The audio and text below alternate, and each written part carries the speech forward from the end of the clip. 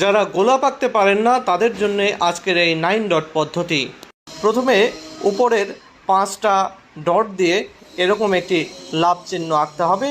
এই লাভের মাঝখানে এভাবে পেঁচিয়ে নিচের দিকে টান দিয়ে এঁকে দিতে হবে ফুলের পাপড়ি।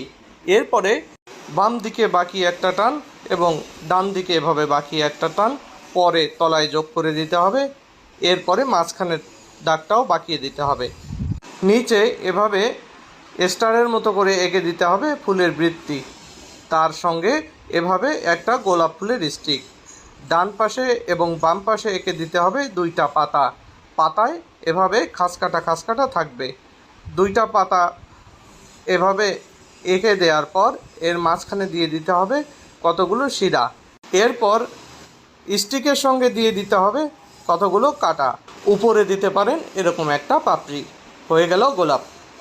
যারা গরু আঁকতে পারেন না তারা আমার মতো এক্স এবং এইচ ব্যবহার করে গরু আঁকতে পারেন। এভাবে ছোট করে একটা এক্স দিয়ে এক্সের নিচে এভাবে একটা গোল, সেখানে 2টো ফোঁটা দিয়ে গরুর নাক এবং মুখ দিয়ে দিতে হবে। এরপরে ডাইনে এভাবে কার্ভ লাইন, বামে কার্ভ লাইন, উপরেও কার্ভ লাইন দিয়ে চোখ দিয়ে দিতে হবে এভাবে। এরপরে দিয়ে দিতে হবে কানের কিছু অংশ, কানের উপরে অংশ দিয়ে নিচে অংশ দিয়ে এরপরে দিয়ে দিতে হবে 2 পাশে 2টো শিং। এরপরে এভাবে টান দিয়ে গরুর পিঠটা এঁকে ফেলতে হবে।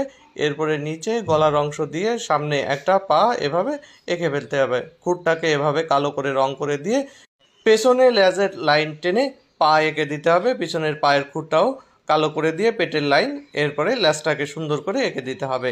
এরপরে গরুর যে বাট, এরপরে বাটের পিছন দিয়ে আর একটা পা এবং সামনে আর একটা পা এঁকে দিতে হবে।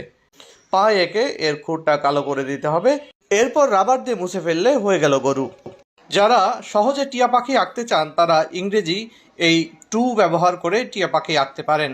এভাবে টু লিখে এরপরে নিচ থেকে এভাবে একটা লাইন টেনে মাথা এবং পরে সেখান থেকে পেটের অংশ এঁকে দিতে হবে। এরপরে পাখনাটা টেনে লম্বা করে পিছনে একটা দাগ দিয়ে দিতে হবে এবং এরপরে টিয়া পাখির ঠোঁট এবং চোখ এঁকে দিতে হবে।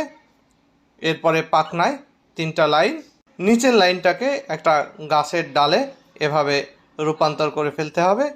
এবার পাখনার নিচে এভাবে দাগ দিয়ে লম্বা করে টিয়া পাখির ল্যাজটা এঁকে দিতে হবে। এরপরে টিয়া পাখির নখগুলো এভাবে এঁকে দিতে হবে। এবারে পাখির গলায় এভাবে 2টো দাগ দিয়ে দিতে হবে। হয়ে গেল টিয়া পাখি। এবার গায়ে সবুজ রং, ঠোঁটে লাল রং এবং ডালে বাদামি রং করে দিলে